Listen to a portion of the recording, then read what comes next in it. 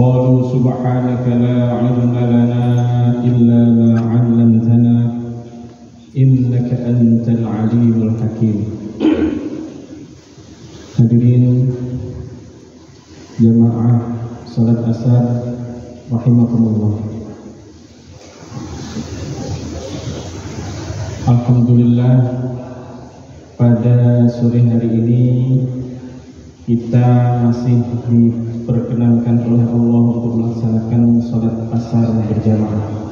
Salawat serta salam mudah-mudahan senantiasa tercurah limpahkan kepada Nabi Muhammad sallallahu alaihi wasallam yang telah membawa umatnya dari zaman jahiliyah menuju zaman Islam.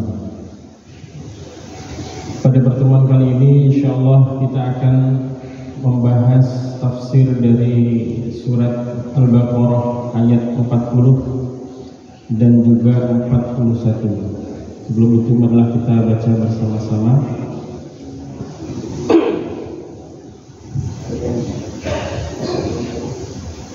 A'udzu billahi minasy syaithanir rajim. Bismillahirrahmanirrahim. Ya bani Israil اذكروا نعمتي التي أنعمت عليكم وأني فضلتكم على العالمين.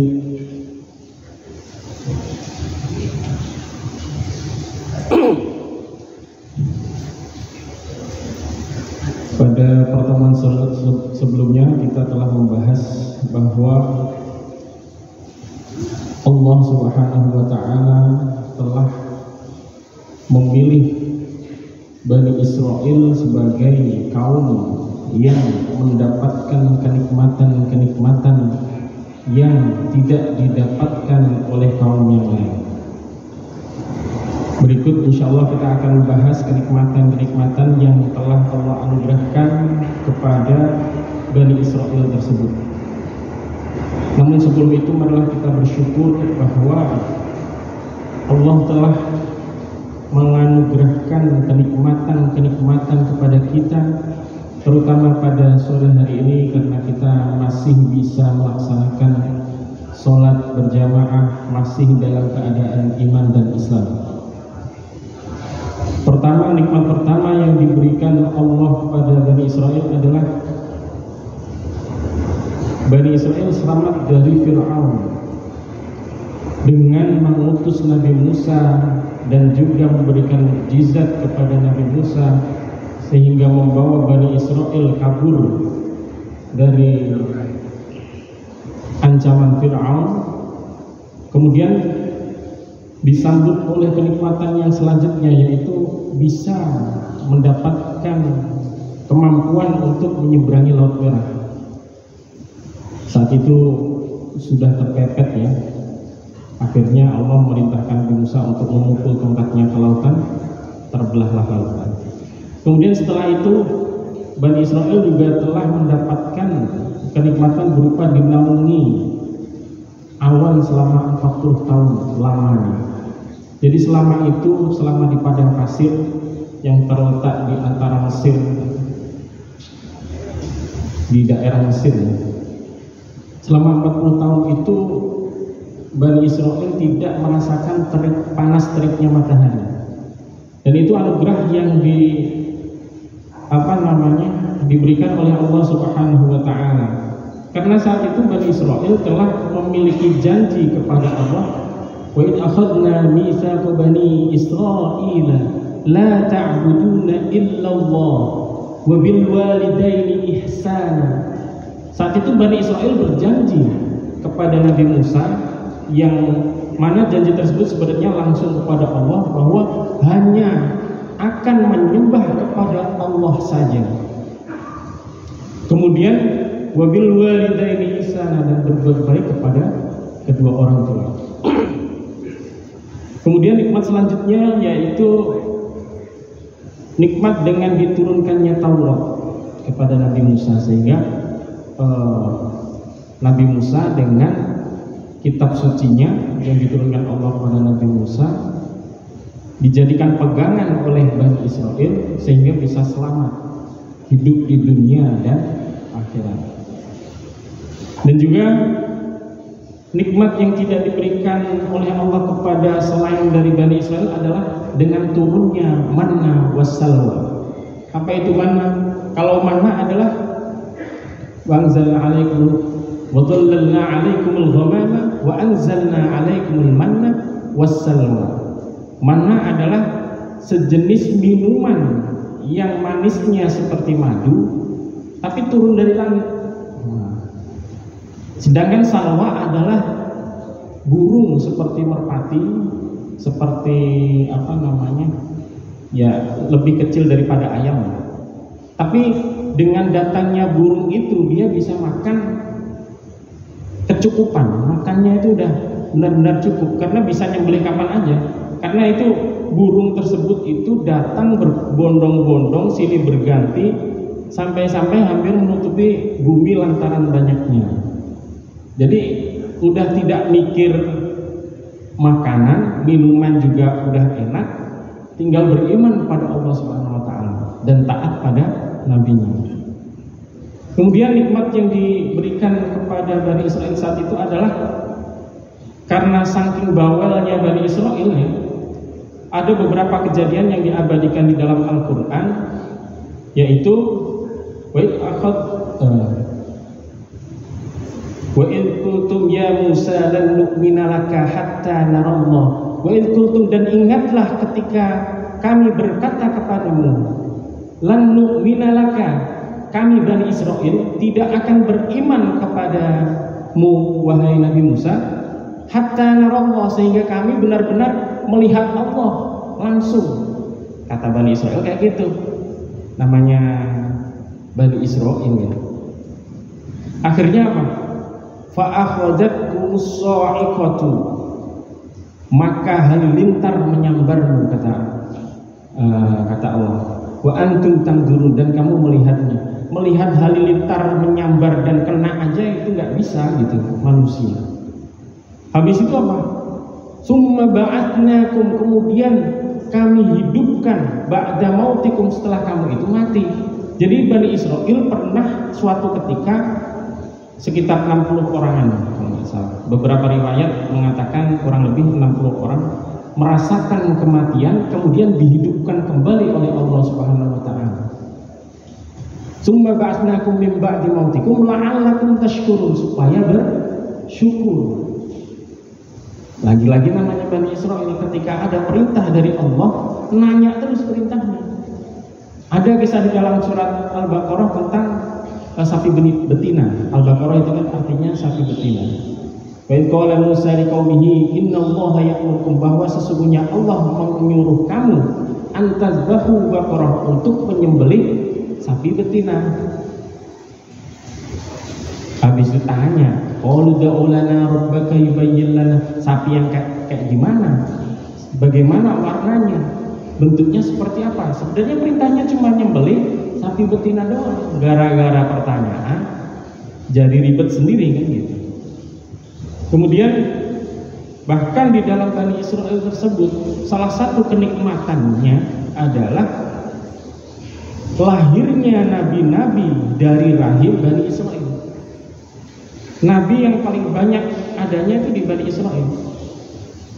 Diabadikan dalam surat Al-Maidah, wa il qala Musa liqaumihi ya qaumi dzkuru, wahai kaumku, uzkuru, ingatlah nikmatallahi alaikum, nikmat yang Allah berikan kepadamu.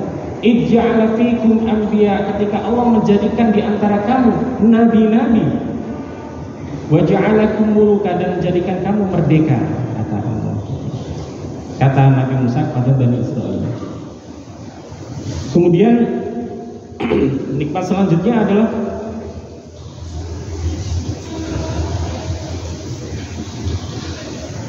nah di sini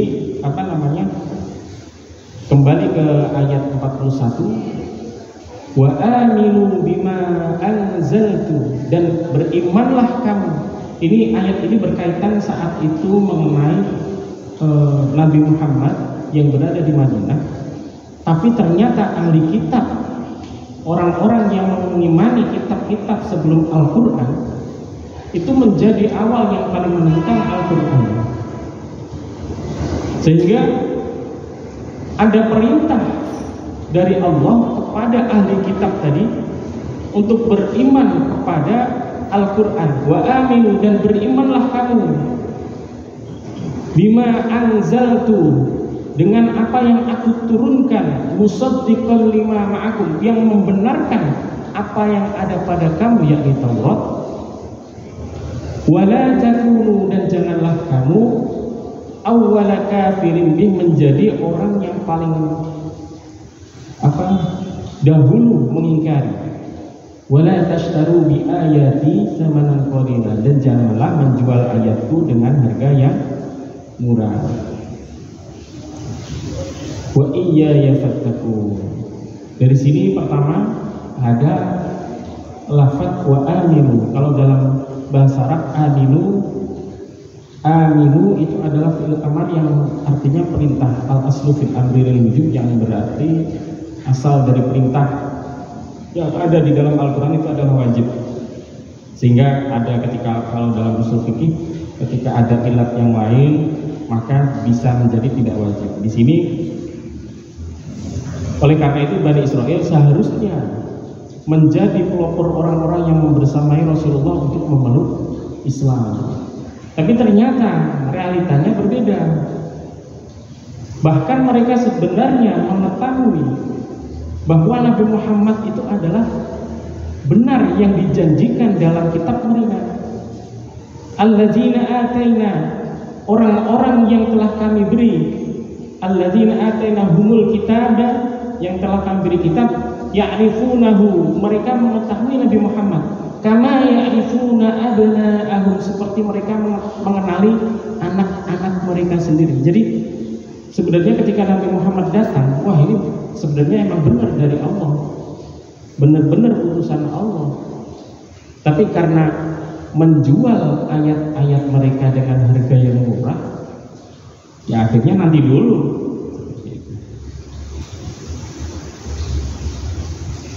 Bima anzaltu, yang musaddiqan lima ma'akum, bima anzaltu yang telah diturunkan oleh Allah yaitu Al-Quran, musaddiqan lima ma'akum, yang membenarkan apa yang ada padamu yakni Taurat. Nah, janji-janji yang ada dalam Taurat salah satunya adalah akan datang Nabi akhir zaman yang mereka mengenali Nabi tersebut seperti mengenali anak mereka sendiri. Sehingga wala takunu, dan janganlah kamu Bani Israel menjadi awwala kafirin bih, menjadi orang yang paling terdepan dalam mengingkari Nabi Muhammad, mengingkari Al-Quran. Wala tashtaru bi ayati tsamanan qalila, dan janganlah kamu menjual ayatku dengan harga yang murah. Di sini Syekh Jalaluddin As-Suyuti dalam tafsir Jalalain mengatakan bahwa surat Al-Baqarah ayat 41 ini yaitu ajakan kepada ahli kitab untuk beriman kepada Al-Quran, karena Al-Quran dan Taurat memiliki kesamaan kandungan dalam hal ketauhidan dan kenabian.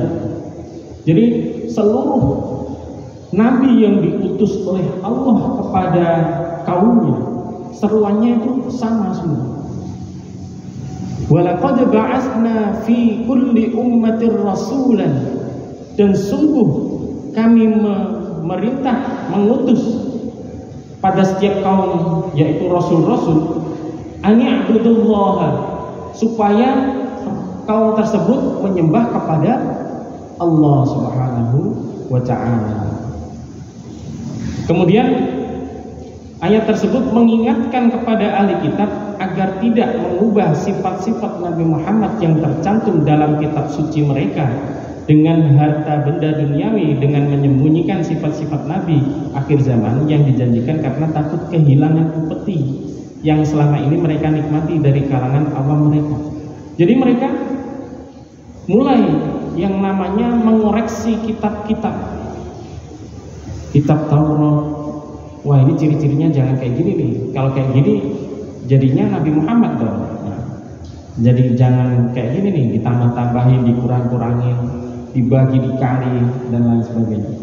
Kemudian Imam Al-Baghawi dalam tafsirnya Ma'alimut Tanzil fi Tafsir wa Ta'wil menjelaskan bahwa surat Al-Baqarah ayat 41 ini menghimbau ahli kitab agar tidak menjadi orang pertama yang mengingkari Al-Quran. Karena apa? Karena ketika awal dari para tokoh ahli kitab tersebut menentang kerasulan Nabi Muhammad, maka pengikutnya pun ikut menentang gitu. Sehingga generasi mereka berikutnya akan mengikuti kekufuran mereka. Jadi kalau para ahli kitab pada zaman Rasul aja itu sudah menentang, maka jangan mengharapkan, agak susah mengharapkan pengikutnya untuk mengikuti Nabi Muhammad. Kemudian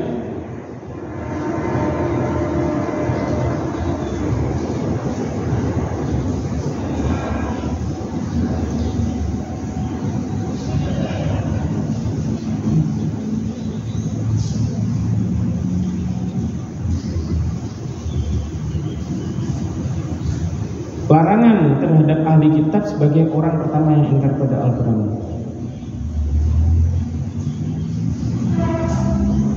Imam Al-Baghawi ini sekali lagi menceritakan bahwa selama ini para pemuka dan tokoh masyarakat Yahudi setiap tahun itu menarik upeti dari hasil pertanian, perahan susu ternak, dan peredaran mata uang dari lingkungan masyarakat awam mereka. Jadi masyarakat yang menokohkan orang Yahudi tersebut bakalan takut kehilangan, wah nanti nggak dapat setoran loh kan gitu. Akhirnya mereka merubah, ya, padahal sudah diperingatkan wala tashtaru bi ayati samanan qalila. Mungkin di dunia mereka akan mendapatkan kecukupan dengan menukarkan kekufuran. Akhirnya ya bisa tidak selamat di akhirat. Mereka khawatir akan kehilangan itu semua bila mengungkapkan jujur. Kalau mereka jujur mengatakan sifat-sifat Nabi Muhammad dalam kitab Taurat, mereka kemudian akan mengikuti ajaran Nabi akhir zaman tersebut. Mereka takut kehilangan umat, takut kehilangan orang-orang yang memuji, yang mengkultuskan mereka. Mereka khawatir akan kehilangan pendapatan mereka dari upeti itu, sehingga mereka mengubah sifat dan menyebutkan nama Nabi Muhammad. Dan Imam Ibnu Katsir menambahkan bahwa lafaz bih wala tashtaru bi ayati wala takunu awwala kafirin bih ini bisa bermakna Nabi Muhammad atau Al-Qur'an. Karena siapa yang beriman kepada Nabi Muhammad pasti beriman kepada Al-Quran. Pun sebaliknya, siapapun yang beriman kepada Al-Quran pasti mengikuti Nabi Muhammad. Kemudian oleh karena itu kesimpulan pada pertemuan kali ini, pertama, marilah kita mengingat-ingat nikmat Allah Subhanahu wa Ta'ala yang selama ini telah Allah anugerahkan kepada kita. Tentunya bersyukur dengan nikmat-nikmat tersebut, sehingga kita senantiasa bisa mengabdi kepada Allah Subhanahu wa Ta'ala. Kemudian kenikmatan yang banyak belum tentu menjadikan seseorang semakin dekat kepada Allah Subhanahu wa Ta'ala. Justru marilah kita bersyukur nikmat iman dan Islam yang telah Allah anugerahkan kepada kita yang hingga sampai saat ini, dan mudah-mudahan kita bisa senantiasa menikmati iman dan Islam hingga akhirnya. Demikian pertemuan pada sore hari ini, mana kita tutup dengan doa kafaratul majelis. Subhanakallahumma wa bihamdik, asyhadu an la ilaha illa anta, astaghfiruka wa atubu ilaik. Assalamualaikum warahmatullahi wabarakatuh.